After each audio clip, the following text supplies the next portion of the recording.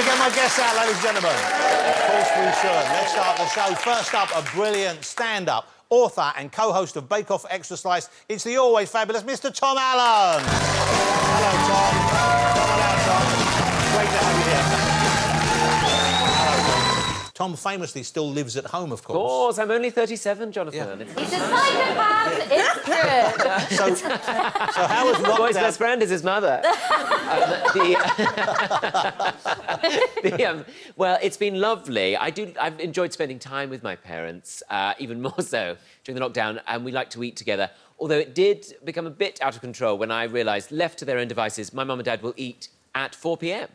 We had dinner. They were like, Tom, your dinner's ready. And I was like, I'm still working. Like, I'm on a Zoom call. Why so early then? Why did they... Because they're older now. And they're not old, but they're retired. Yeah. And as I say, if you left them to it, they'd probably watch Lorraine, and then they'd have dinner. And go to bed. They go to bed. And do they wake up at 2 a.m? And then they wake up at 2 a.m. and Get on with the hoovering. day. They seem to love hoovering, so they'd probably do a bit 2 a.m? Probably, yeah. But give them the chance. They'd love that. Tom, you know, we mentioned earlier you living with your parents at home at the moment, and I believe you invited MTV into your house to film a very special episode of Cribs. Well, of course. I was the natural person to turn to. Yeah. And I remember when it first came out, famously it had Mariah Carey, who had a beauty salon in her basement. And instead, what my episode was largely me showing them my mum and dad's water softener. But I thought it would be quite fun to do. But then I was sort of making silly jokes, which they took out. Like, at one point, they got Dad to show them around the garden, show them the pots, you know. And Dad was, you know, showing me how to use the hose. And then we left him, and I turned to the camera and said, well, let's leave Dad chilling with his hose. Which I thought would be very funny. They took it out. They didn't like it. They thought it was too much. Too much? I mean, you've got so much material from your parents.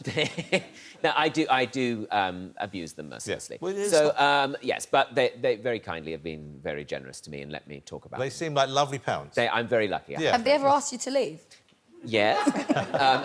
No, actually, they haven't, which is very generous of them. Okay. But I'm only 37, Bemi. I think Tom, I have to tell you, I'm afraid Tom Allen is one of those annoying people who wrote a book during lockdown. I know. that Don't you hate old those kind of thing. people? I know. But having said that, it's a delight. It's funny and it's sweet and it's charming and it's very revealing as well, I think, about it. It's called No Shame, ladies and gentlemen. It's out now.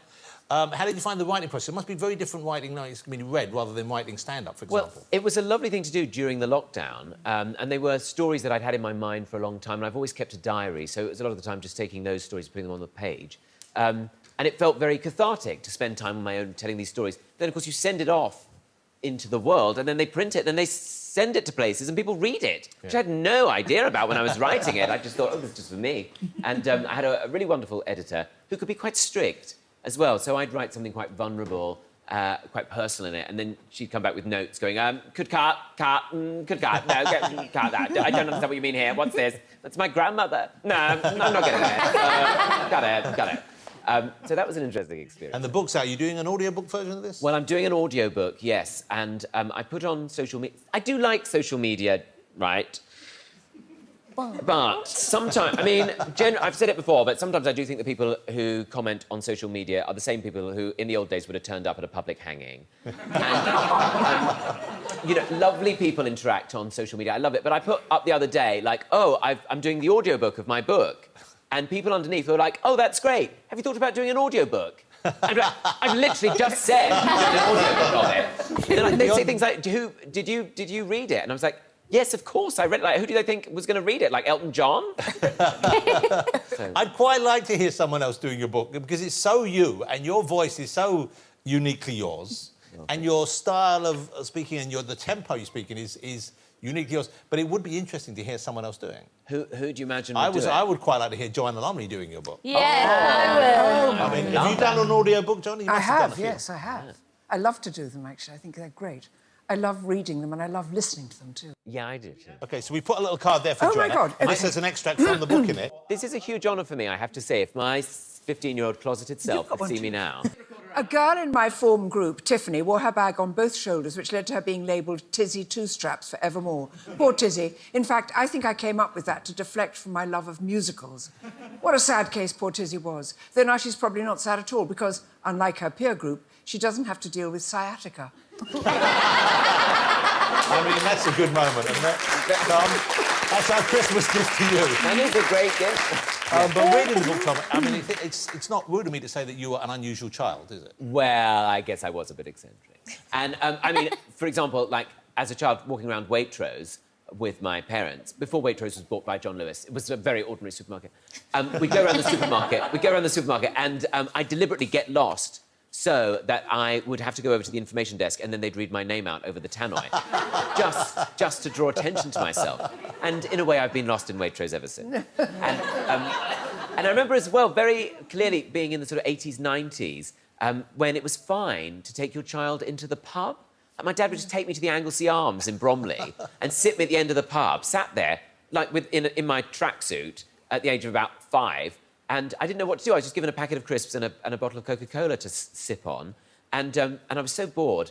But I did watch a lot of soap operas. And when my dad came to tell me, like, come on, we're going to leave now, I turned round and out of nowhere just slapped him across the face. Because I thought I was Angie in EastEnders or something. And everybody in the pub stopped still. I assume because they'd never seen such an incredible performance in their whole lives. And I thought I'm bound to win a TV Quick Award at least.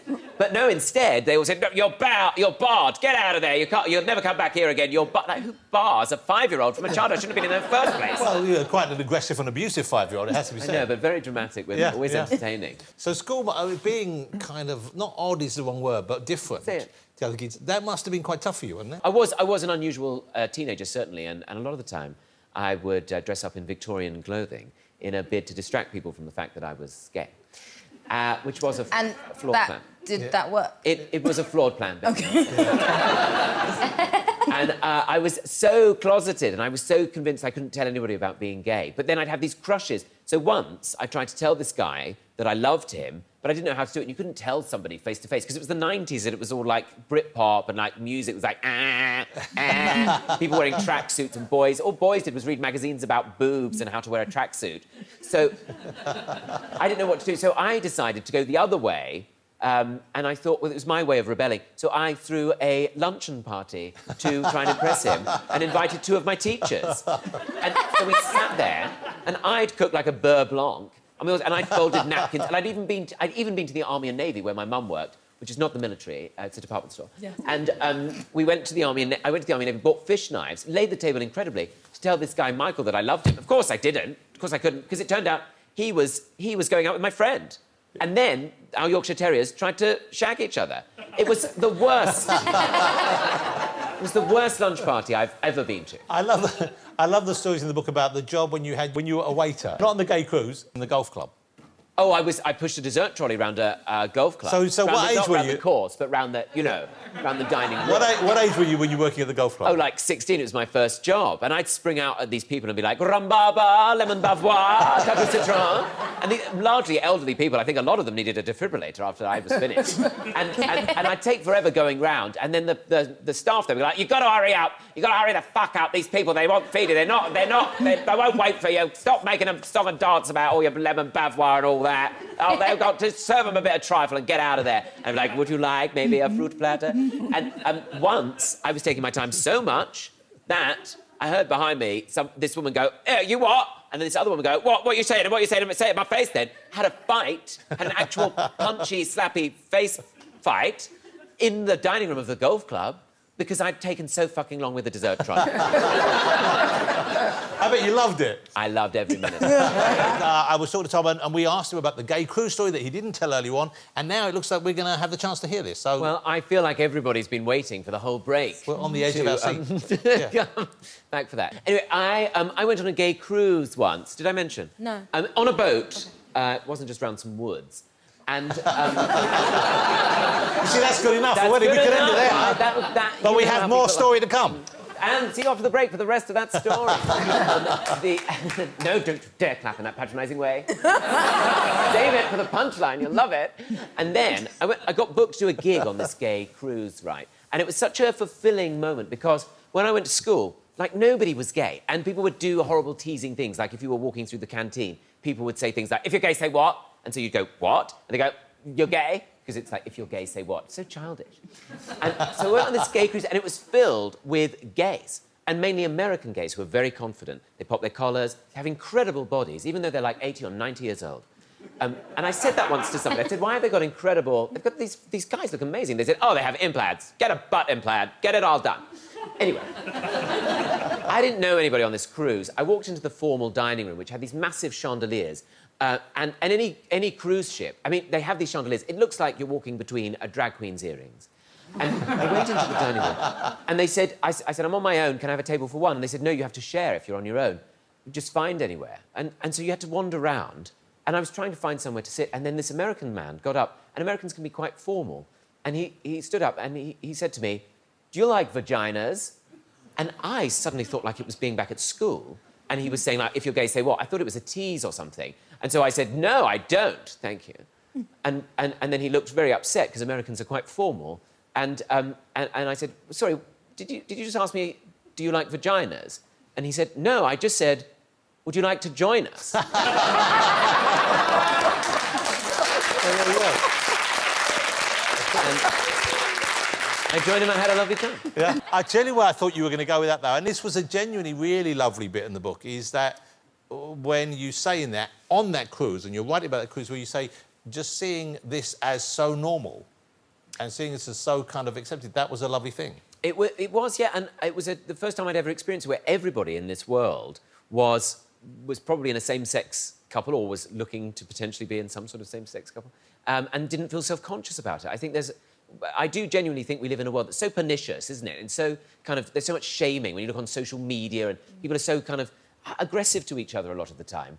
And actually, that moment was one where I just realised, like, actually, you can just be and not have to explain yourself and not have to go, oh, I'm sorry, well, the thing about me is I'm this and I'm that, and it's like, it's just like, oh, just are. And actually, that saves you a lot of energy, and suddenly you have a lot more energy just to be happy and enjoy yourself.